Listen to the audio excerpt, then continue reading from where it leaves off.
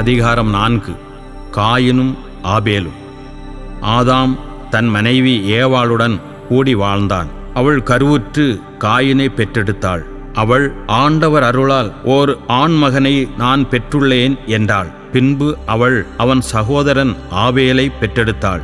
ஆபேல் ஆடு மேய்ப்பவன் ஆனான். காயின் நிலத்தை பண்படுத்துபவன் ஆனான். நாட்கள் சென்றன. காயின் நிலத்தின் பலனிலிருந்து ஆண்டவருக்கு காணிக்கை கொண்டு வந்தான். ஆபேலும் தன் மந்தையிலிருந்து கொழுத்த தலையீற்றுகளை கொண்டு வந்தான். ஆண்டவர் ஆபேலையும் அவன் காணிக்கையையும் கனிவுடன் கண்ணோக்கினார். ஆனால் காயினையும் அவன் காணிக்கையையும் அவர் கனிவுடன் கண்ணோக்கவில்லை. ஆகவே காயின் கடும் சினமுற்றான். அவன் முகம் வாடியது. ஆகவே ஆண்டவர் காயினிடம், நீ ஏன் சினமுற்றிருக்கிறாய்? உன் முகம் வாடியிருப்பது ஏன்? நீ நல்லது செய்தால் உயர்வடைவாய் அன்றோ? நீ நல்லது செய்யாவிட்டால் பாவம் உன்மேல் வேட்கை கொண்டு உன் வாயிலில் படுத்திருக்கும். நீ அதை அடக்கி ஆள வேண்டும் என்றார். காயின் தன் சகோதரனாகிய ஆபேலிடம், நாம் வயல்வெளிக்கு போவோம் என்றான். அவர்கள் வயல்வெளியில் இருந்தபொழுது காயின் தன் சகோதரனாகிய ஆபேலின் மேல் பாய்ந்து அவனை கொன்றான். ஆண்டவர் காயினிடம், உன் சகோதரன் ஆபேல் எங்கே என்று கேட்டார். அதற்கு அவன், எனக்கு தெரியாது, நான் என்ன என் சகோதரனுக்கு காவலாளியோ என்றான். அதற்கு ஆண்டவர், நீ என்ன செய்துவிட்டாய்? உன் சகோதரனுடைய இரத்தத்தின் குரல் மண்ணிலிருந்து என்னை நோக்கி கதறி கொண்டிருக்கிறது. இப்பொழுது உன் கைகள் சிந்திய உன் சகோதரனின் இரத்தத்தை தன் வாய் திறந்து குடித்த மண்ணை முன்னிட்டு நீ சபிக்கப்பட்டிருக்கிறாய். நீ மண்ணில் பயிரிடும் பொழுது அது இனிமேல் உனக்கு பலன் தராது. மண்ணுலகில் நீ நாடோடியாக அலைந்து திரிவாய் என்றார். காயின் ஆண்டவரிடம், எனக்கு கொடுக்கப்பட்ட தண்டனை என்னால் தாங்க முடியாததாக இருக்கிறது.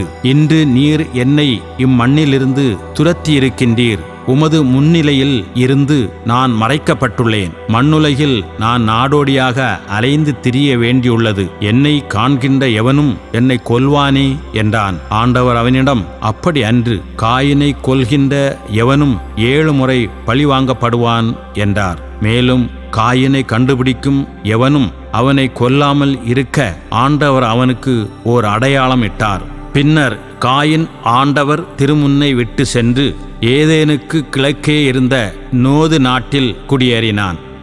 காயினின் வழிமரபினர். காயின் தன் மனைவியுடன் கூடி வாழ்ந்தான். அவளும் கருவுற்று ஏனோக்கை பெற்றெடுத்தாள். அப்பொழுது காயின் ஒரு நகரத்தை நிறுவினான். அதற்கு தன் மகன் ஏனோக்கின் பெயரை வைத்தான். ஏனோக்கிற்கு ஈராது பிறந்தான். ஈராதுக்கு மெகுயாவேல் பிறந்தான். மெகுயாவேலுக்கு மெத்துசாவேல் பிறந்தான். மெத்துசாவேலுக்கு லாமேக்கு பிறந்தான். லாமேக்கு 2 பெண்களை மணந்து கொண்டான். ஒருத்தியின் பெயர் ஆதா, மற்றொருத்தியின் பெயர் சில்லா. ஆதாயா பாலை பெற்றெடுத்தாள். இவன் தான் ஆடு மாடு மேய்த்து கூடாரத்தில் வாழும் மக்களின் தந்தை. அவன் சகோதரன் பெயர் யூபால். இவன்தான் யாழ் மீட்டுவோர், குழல் ஊதுவோர் ஆகிய அனைவரின் தந்தை.